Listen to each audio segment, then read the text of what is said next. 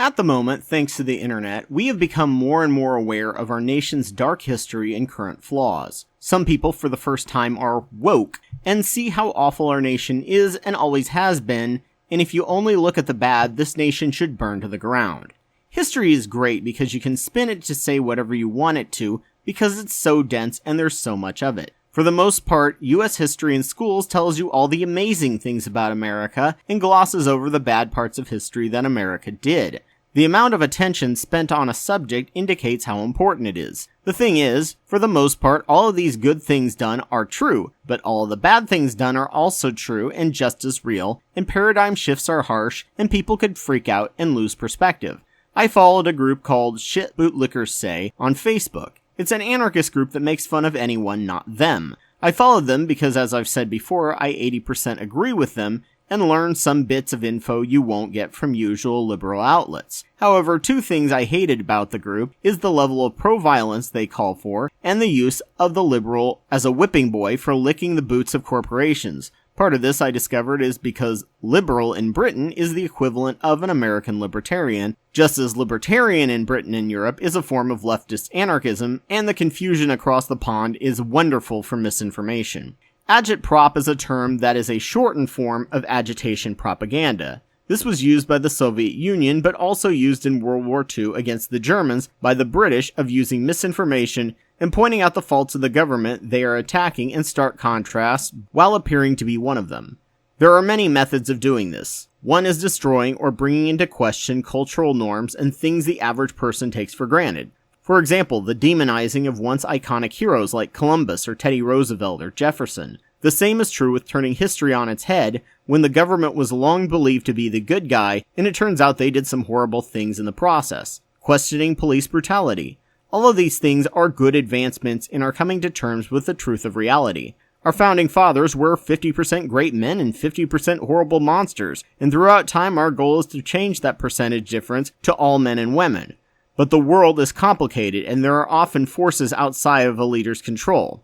Black Lives Matter and Antifa often hate the police, but they were for a while attacking the wrong body when they attacked the federal government. State and local governments hire and maintain cops, but you would see a lot of anarchist Black Lives Matter and Antifa groups blame the federal government, while state and local involvement in elections continue to draw anemic crowds, which is the only way to end police brutality. So they encourage the idea of using violence because cops are racist. This is where the Agitprop takes facts and neglects other facts to try and get people to cross the line into violence. Mind you, in Britain, English self-defense is a form of violence, while in American English, only an aggressor using violence is violent, further confusing the terms. There is even the problem of voting not being fair, which, thanks to gerrymandering and first past the post, is true. It's nowhere near as representative as it should be, but it is still representative, and there are still non-violent tactics that can be used to fix these democratic and civil inequalities. And even though it doesn't feel like it to some, we have fixed more of these inequalities in the past decade than we have in the decades before, thanks to the internet.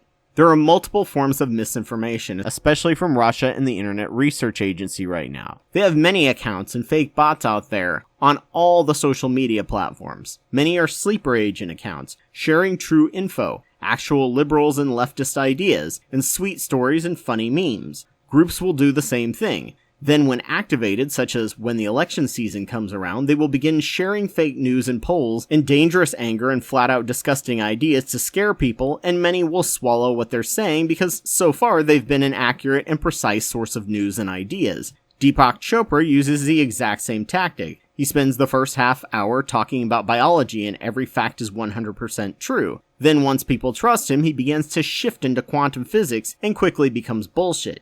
If you don't know the person or the group, be suspicious of everyone on the internet. On the internet, no one knows you're a dog or a Russian troll or bot. There are serious problems with our government on the state, local, and federal levels. Skepticism of the story and history we were taught is incredibly healthy for a nation. But if an outside force pretending to be one of you can sneak into your ranks, they can use your skepticism to move into outrage and in some cases violence, and you will have to curb that by teaching how basic civics and communication science and change works. Keep sharing memes about our government's problems in both parties. Keep breaking down all icons that history shows was not worthy of our admiration. but also point out what the government has done right, such as impacts of the EPA, the moon landing, and Social Security to inspire people of what can be, and replace those old American icons with new ones, such as Ida B. Wells, Nat Turner, Elizabeth Cady Stanton, Frederick Douglass, Grace Hopper, hell, even Jimmy Carter. And all of these are also the face of good in America, but they too being human,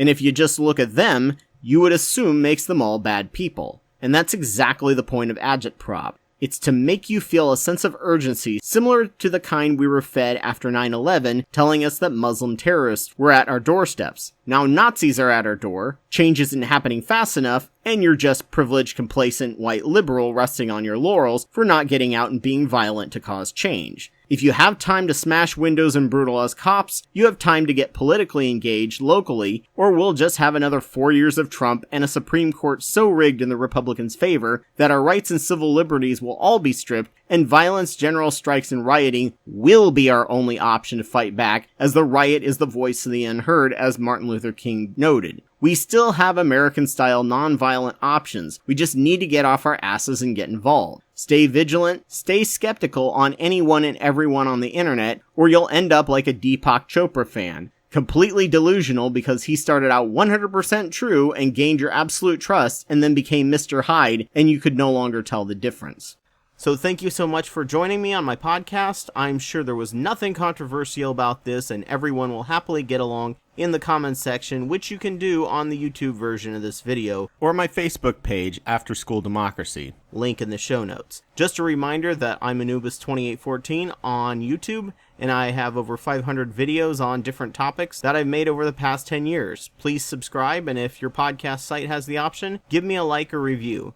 If you think what I have to say informed you, consider supporting my Patreon. I'll be doing this podcast weekly and try to get it out on the same day, so I hope to see you here next week, ready to be filled with new ideas. Take care. This channel is helped tremendously by the generous supporters on Patreon. A big thank you to the wonderful Joe Taylor, Elias Garcia Guevara, and Ogrel for their support at the $10 a month Wapawet level. Please consider donating to my work if you can, and thank you all for listening.